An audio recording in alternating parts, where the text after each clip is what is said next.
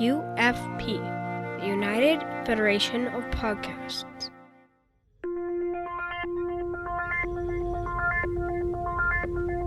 Engage.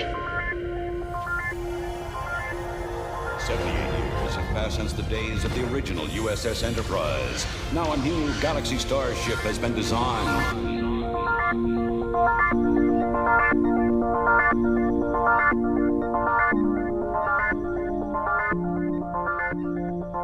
Transporter Chief, beam our listeners aboard. Welcome to Galaxy Class, a Star Trek Next Generation podcast on the United Federation Podcast Network. I am Counselor Amy Nelson, and with me today, Diplomatic Standard Bearer Kevin Scharf. Kevin, hello. Hello, Amy. It's just you and me. It is. Those others are off gallivanting around the universe, making first contact. What are we going to do with them? What are we going to do with them? Yes. Well, we are going to have a great discussion. That's what we're going to do. I think we will. It should be fun. So I hear rumor that you're going to be getting vaccinated. This is a little different tune to your story. It's not a rumor. I have already been vaccinated. Huzzah! I got my first shot on Monday this past week.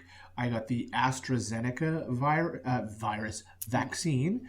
And, the only side effect was fatigue. The next day I had no energy at all. I guess it's just my body doing its thing, fighting those antibodies. And so I just called into work and laid on the couch and watched Price is Right instead. And I felt much better the next day, and a little arm soreness too. But other than that, I feel good. Yeah. Good, and excited that we may be coming through this. Mm-hmm. Now it could be weeks, months before I get the second dose. They said actually 12 to 16 weeks before second dose comes in. But we just got a huge new shipment of the AstraZeneca virus. I keep saying virus vaccine here, so it could be shorter than that.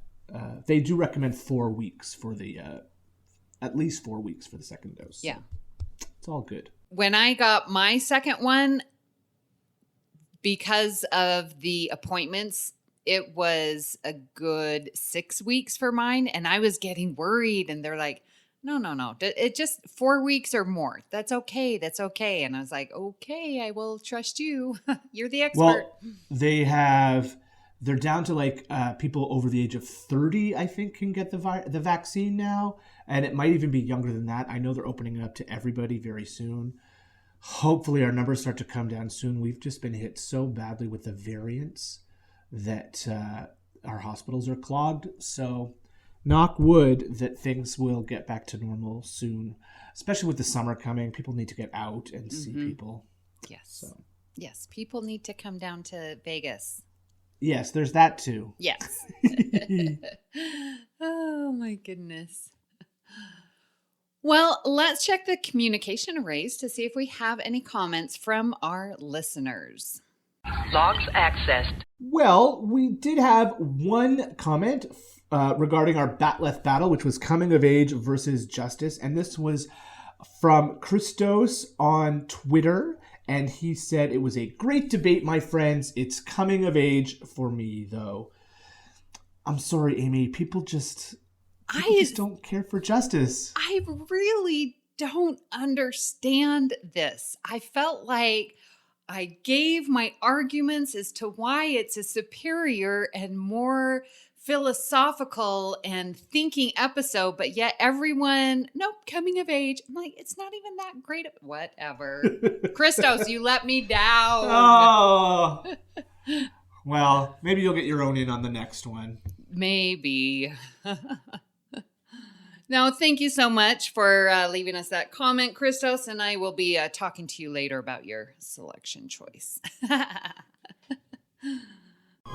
This is the captain.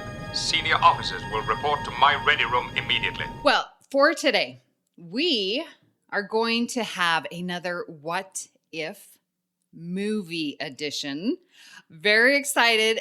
It was actually Kevin's idea to sort of make this a movie theme.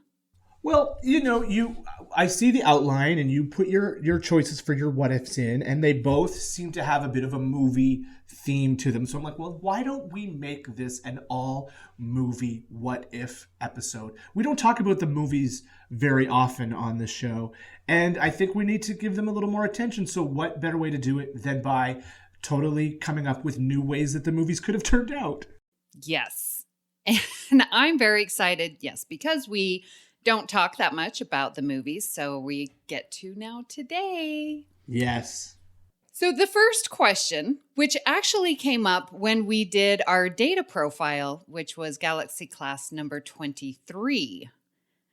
And we came up with our own what if question. It says, what if we met before we met Lore? That is a very good question. So we meet before in Nemesis. I was thinking, okay, so we meet Lore in season 1. Yeah, Datalore, right? Yep. So what if that episode was before? That's what I was thinking. But I think it would have started, I think we would have need to have seen Noonien Soong a little bit before. I think it should have been before Noonien Soong and then Lore. I like Lore when he manages to manipulate Hugh in, the title, Just Descent, part 1 and 2. I like that being Lore. But I think there's a couple others that before would have been just fine. What do you think? Well, before didn't. I mean, we talk about the emotions of Data, like he has no emotions, but at least he sort of understood what he was missing, right? Lore apparently had emotions, but used them in a very not good for humanity type way. Whereas B4 is so naive that I wonder if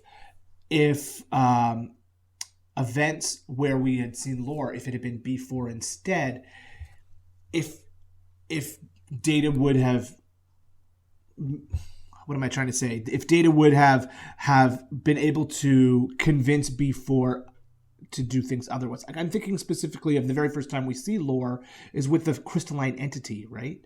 And if that had been B4, would he just have been curious about the crystalline entity instead of trying to use the crystalline entity to destroy the colony that they grew up on? You know, so questions like that leave me scratching my head. And what do you think? That would be very interesting. Yeah, because before does not really have any malicious intent. So I like that, yeah, he would have been curious about the crystalline entity, probably wouldn't. Well, he maybe could have unintentionally drawn the crystalline entity and notified him of the Omicron Theta, right? The colony there. So the story still could have been similar, but with different intent because it's before. Now, this just came to me. What if, so we know before, and then comes Measure of a Man. Would the crew and Data say, well, here's before, why don't you, and offer him as a sacrificial lamb, because before literally is the stepping stone, and given him to Bruce Maddox and said, study before. Would they have done that to before? So, you know, if Data is a life form, does that make B4 a life form as well? That would be the question at that point, right? If you're going to grant the status of Federation citizen to Data, would B4, who for all intents and purposes is a Data prototype, be granted those same kind of rights? That's a good question. Yeah, Maybe... but think about him in Nemesis. He is not aware Because No. when Data's like, do you know where you are? I am in a room. Do you know who captain of the ship? Yes, captain. No, I don't know. You know? Right. So that becomes it almost becomes a debate of nature versus nurture, right? Does Data qualify because he's had all those experiences versus B4, who spent the last 30 years disassembled and locked in a box, you know? So if Data is able to be granted those kinds of freedoms, why wouldn't B4 be able to as well? Because I don't think his cognitive level and awareness, I think he's more like, with it going into the Picard series, more like the what are they? Like the worker droids. Yeah. Because he It's just is not that, he doesn't have all of his neurons firing. Let's put it that way. That's true. Yeah. But, you know, with the right technology and the right fixes, he could be. Now, one thing I was wondering about is if Data had met before Lore, would the two of them have formed a brotherly bond?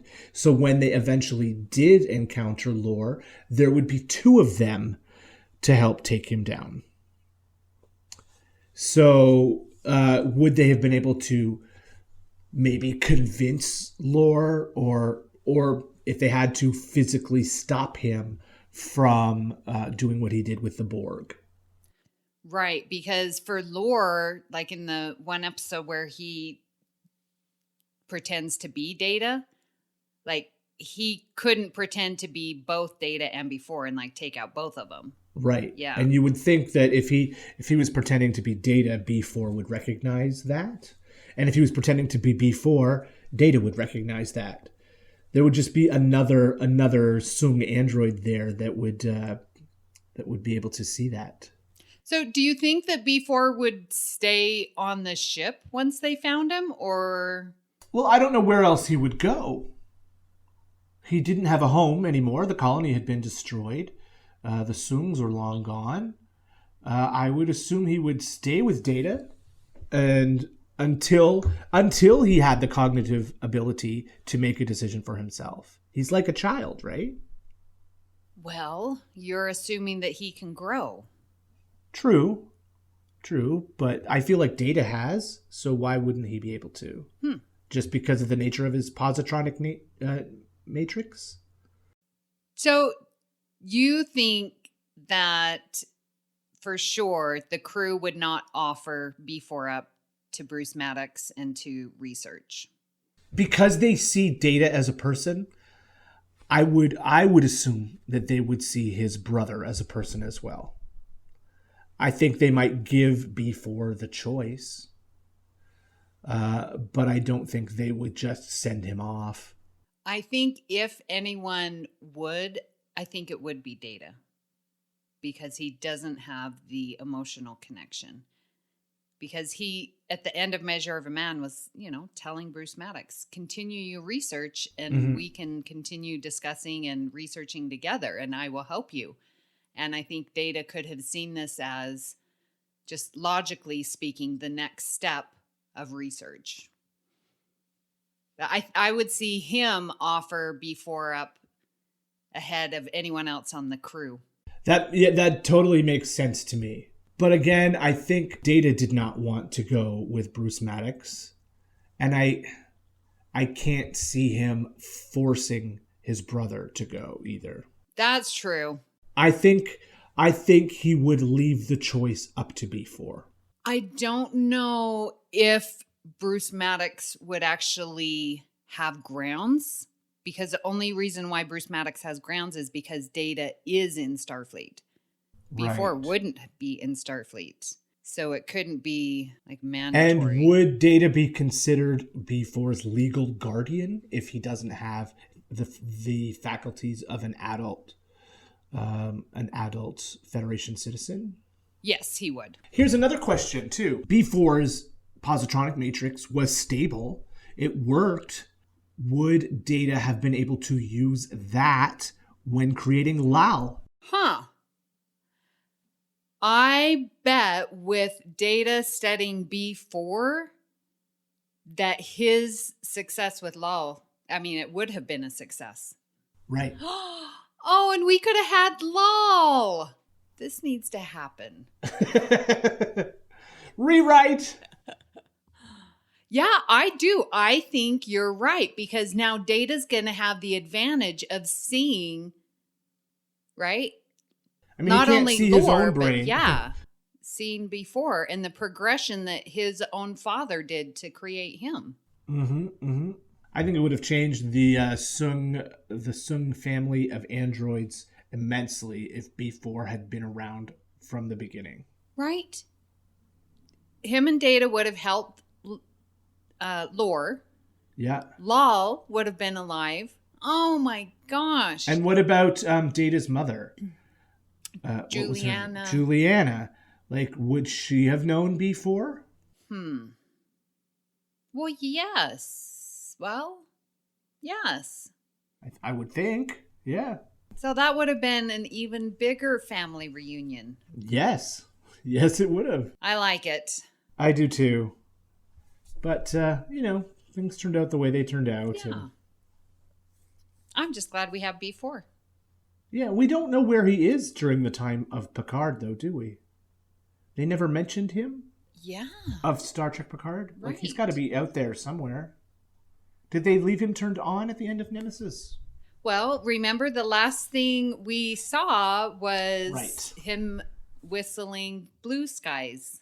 Right. That's right. And before filled in the last line that gives you hope that there's going to be another movie. Oh, I still remember that feeling. Yes. Yeah. So he's still out there somewhere. Yep, he is. He's out there somewhere. Picard Season 2. All right, you want to do your question next, Kevin? Sure. So I posed the question, what if Picard had not had Lily with him on the Enterprise during the Borg invasion in First Contact?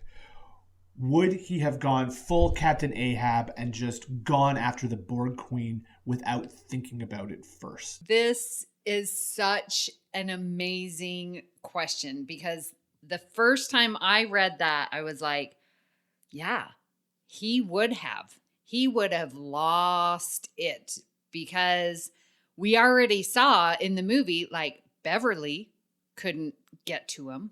No, Beverly couldn't get to him, his closest Yes. friend. And Worf, if you were any other man, I would kill you where you stand. Like, even the threat of Worf and that friendship, Chadich, I mean, everything that goes and that history that they have, Worf couldn't get to him. Beverly couldn't get to him. Their breakfast and their Jack Crusher and Wesley and their, the whole attached and the will they, won't they. And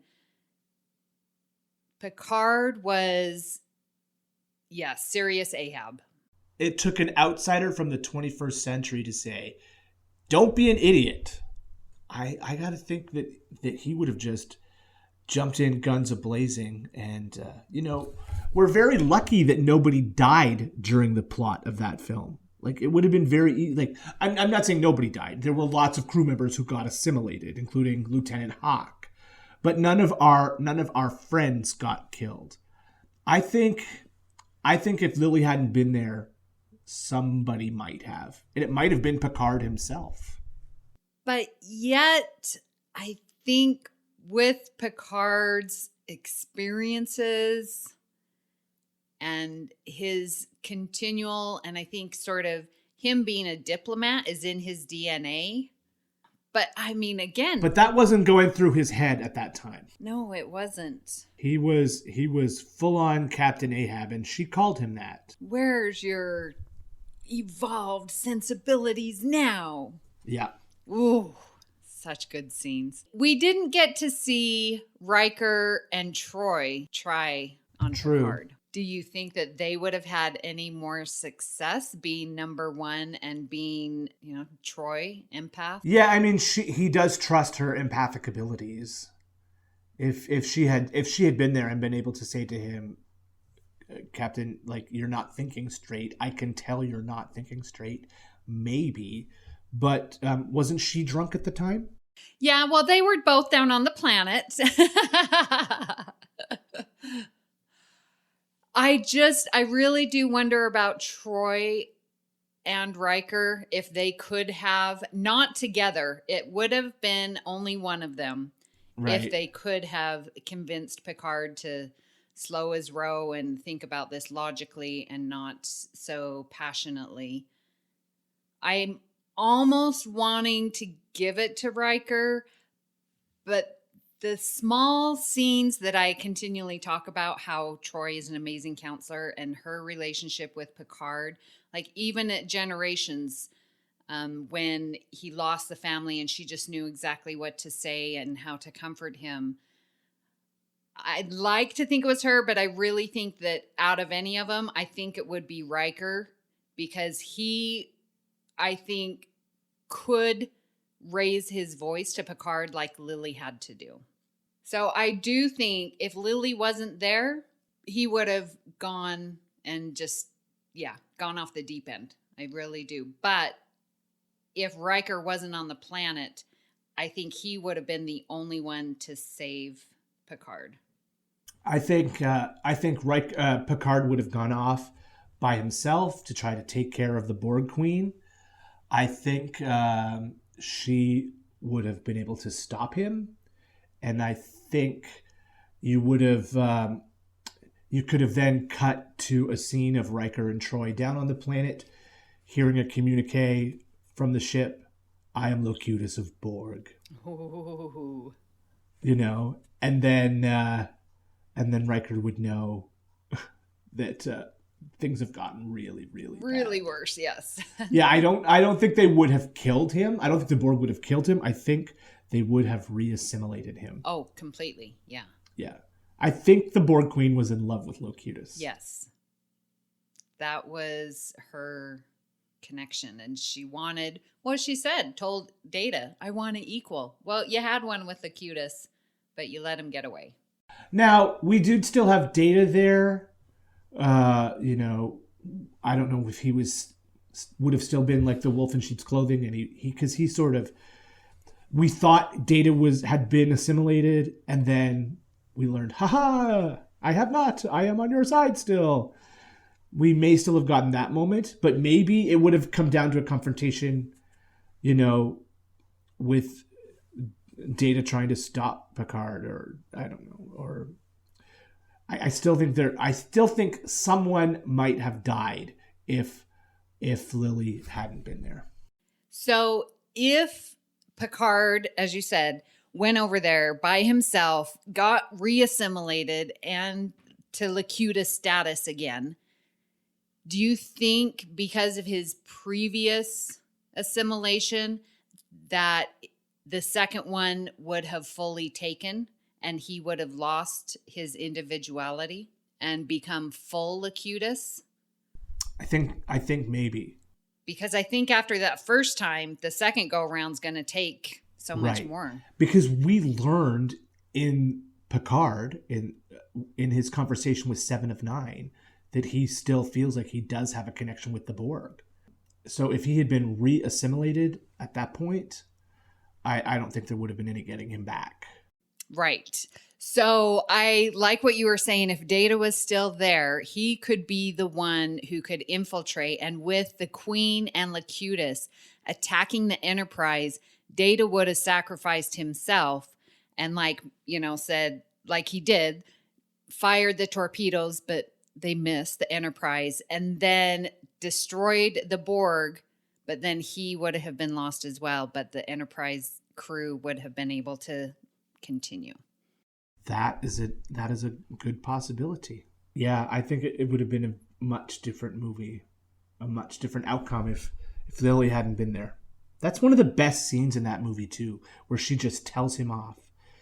Because none of his officers really ever tell him off. I know. He doesn't show that side of himself to his people. Right. He's so guarded and always, I need to be doing the right thing. It would be completely different if Lily was not there.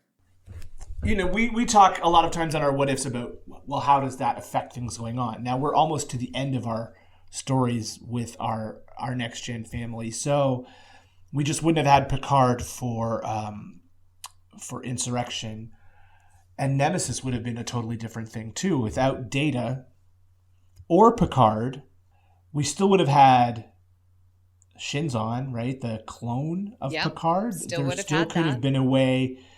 The Romulans could have tried to come up with a way to get a clone of Picard into the Federation. It would have been different, but it could have been interesting if Picard wasn't there. Yeah.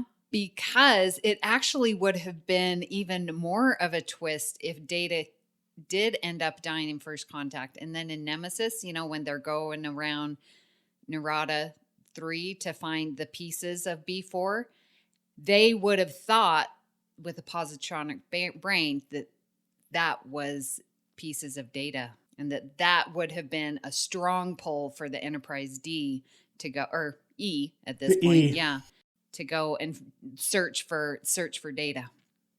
Interesting. Yeah, right? Very cool. Yes. I just thought that was an interesting question. Like, if one character hadn't been there, how would things have been different? Yeah. And she's such an amazing character. Oh, yeah. And a great actor. When you put two great actors in a room, you get amazing scenes. All right. Well, let's move on to our third what if. What if the D wasn't destroyed in Generations, meaning Troy did not crash a ship? Bill, Dan, I'm talking to you, Trek geeks. Question to you, when would it have been destroyed, or would it just have been decommissioned? Here's the thing. When we watch Next Generation and they come across other ships, some of them are ships that have been in service since the time of the classic series films. So we only had the Enterprise D for 7 years. I would think a starship of that quality would have been built and designed to last for at least 50 years, right? Minimum. Minimum. I mean, the U.S. Navy is still using ships that are over 50 years old, right? So a ship, like when you build the flagship of your fleet, you don't expect it to be blown up, and two, you expect it to last a long time. So if the incident with the Nexus hadn't occurred and the Enterprise was thrown out of the control of anyone who ever was at the helm, it would still have been in service through the rest of the films, and it may have still been around by the time of Star Trek Picard. Like, it should have been. I think the scene in the last episode of Picard when all those starships showed up with Riker, and they were all the same ship, which is another whole thing. But there should have been some Galaxy-class ships there. Yes. Like, I don't know how many Galaxy-class ships were built, but they should still be in service somewhere. So I think the Enterprise, which as flashy and with all the bells and whistles and shiny as the Enterprise E is, the D is my ship. The D is the ship I love. And I really would have preferred to have seen the D in all the films. Oh, this is why we're friends, Kevin. Yes, I love the D as well. And I definitely did not want to see her go. And 7 years definitely is way too short a time with her. I mean, they could be getting upgrades and, you know. Oh, for sure. Yeah. So to just lose her so quickly like that. And you're right. Galaxy class. That's an entire class of starships. There's going to be a lot of them there. There's got to be one out there called the USS Galaxy, right? The class is always named after the first ship of the class, right? So there's got to be a USS Galaxy somewhere. We never saw that ship. Right? Yeah. Because there's a USS Constitution, right? Uh-huh. Good point. I mean, I get why they did it. You know, you're upgrading from standard definition television, which remember, you know, even in 1994 when Generations came out, televisions were standard def. They weren't that big. So when you're upgrading to a big, shiny, widescreen experience, you want to put all the bells and whistles and all your shiniest, best things up there on the screen. So from a filmmaking standpoint, I understand why they did that. But from a fan's point of view, you know, when you destroy the Enterprise, you're destroying one of our friends. Really, it was really part of the family. The ship was part of the family too. Yeah. Do you think that having and keeping the D, would it have changed the stories or outcomes of First Contact, Insurrection, or Nemesis? I can't think of a single thing that the E did that couldn't have been done on the D. Was there anything? So the only thing I was thinking, does on the E, is the whole, is that the right word? The saucer section, does it separate? I assume so. We never saw it. We never saw it. So I don't know if it does. And if that's the case, the only time I could see it being helpful would be, say, like in Nemesis, if they're attacking the scimitar, to have more than one target. But I don't know if the ship is stronger together or separate. I think when the other Romulan ships came, if they would have separated at that time, then, right, the scimitar's fighting 3 Romulan and then the Enterprise D, the saucer, and the battle bridge. So that would be a total of 5 targets that the scimitar would have had to fight off. So I think that might have changed maybe the outcome. But I don't know about in First Contact or Insurrection if the D would really matter. The E is just a ship, really. I'm sure I'm going to get hate mail for this too, because I'm sure the ship has its boosters and people are going to message us saying, "You're so wrong, the E is such a much cooler ship than the D." But we didn't have 7 years with the E. We had 6 hours. And there were episodes devoted to the ship, right? Episodes. We didn't get that. It wasn't truly a character like the Enterprise A was, or the D, you know? I agree wholeheartedly. Personally, I think I would have liked to have seen the D continue. Now, I'm not saying that it shouldn't have been upgraded. Like, they probably could have replaced the beige carpeting and, you know. The pink conference chairs and... Yeah, and the, you know, put in some stairs where the ramps are. But I don't know. It's just, the D is the ship that I grew to love and care about for 7 years. So I just didn't have the same emotional attachment to the E. Mm-hmm, mm-hmm. But like I said, for the life of me, I cannot think of a single thing that they did in the E that could not have been done on the D. And please, someone, if they can think of something, let us know. I need to know what are the capabilities of the E over the D. I just thought of something so sad, though. What if it was the Enterprise D in First Contact, and when the Borg are transforming the ship, they would be transforming our D? That would be sad. Well, it's not the first time that the D had been transformed. I know. I know. Masks. There was masks. And what was the choo-choo train one? Season 7? Oh, yes. I can't think of the title right now either. It's the one with the Matrix 4th dimensional cube looking thing. Right. Where's your ticket? Ticket. That's right. Yeah. So, I mean, the D had been through some stuff and it came out the other side. Yep. The other cynical thing is they can sell more toys if they've got another ship too. That's true. That's true. All right. Well, Kevin, final thoughts on this round. This is part 4 of What Ifs. I'm just going to be honest with you. I did not think that this series would be more than one. And here we are, part 4. I've started thinking up more what if scenarios for, you know, you can almost pick you can almost do it like Bat Left Battles, where you just take an episode and do a what if for any episode. So these are fun. I love that we get to use our creativity, and it's almost like doing improv, where we're telling a new story with established characters. So it's really fun, and I like that we made this movie themed. And if people have ideas for more movie-themed episodes of Galaxy Class, please let us know. We'd love to use those and talk about the movies maybe a little bit more often. Yes. What about you, Amy? Do you got any thoughts about what if scenarios and films? Yeah, again, I just am so impressed. I really feed off of you guys because, I sort of wrote this outline but then when we were talking, I'm like, oh, what if this, know? Exactly. And, get these ideas of let's sacrifice B4 to Bruce Maddox. Like, oh, that's sort of mean, but, it could happen. So It could have. Yeah. And I like, and listeners, I do apologize. We talk about episodes and don't really come down with the names exactly.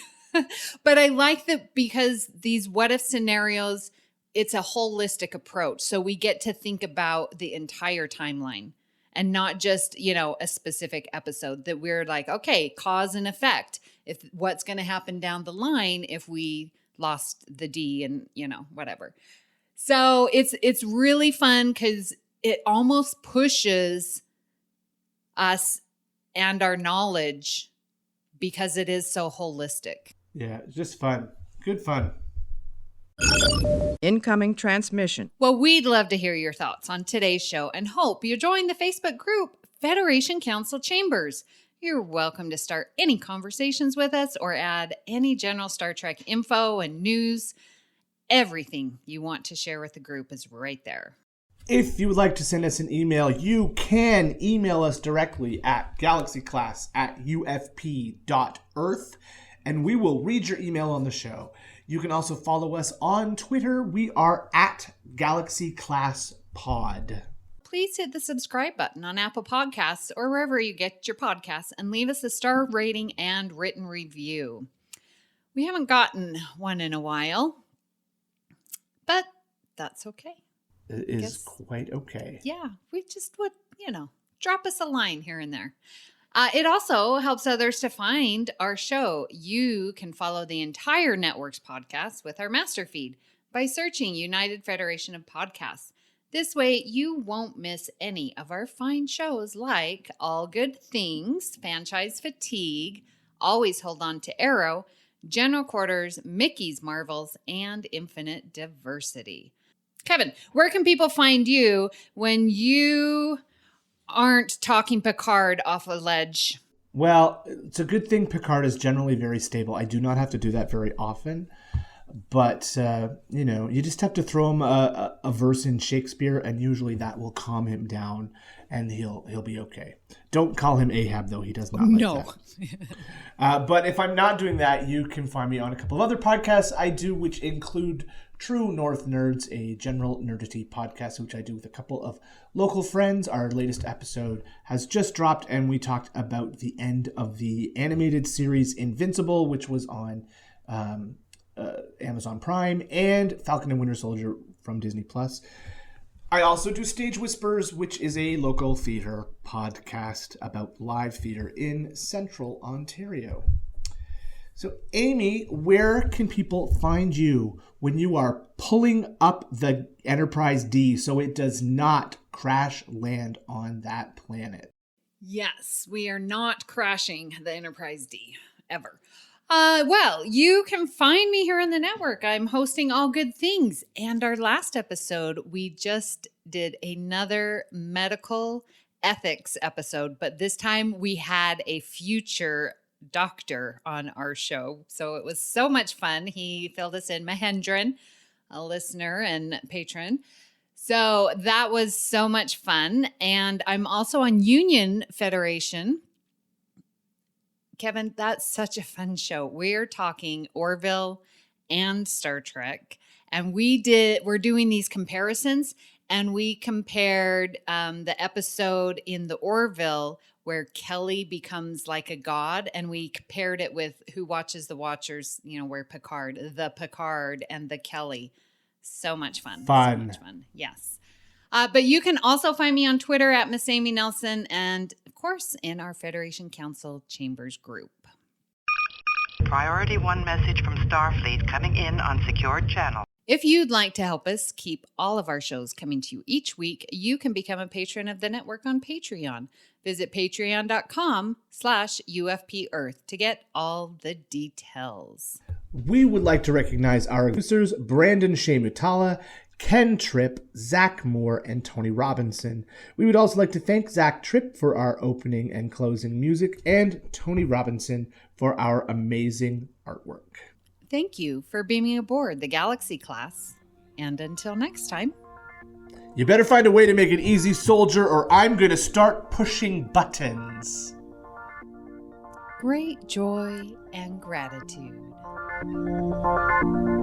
Engage.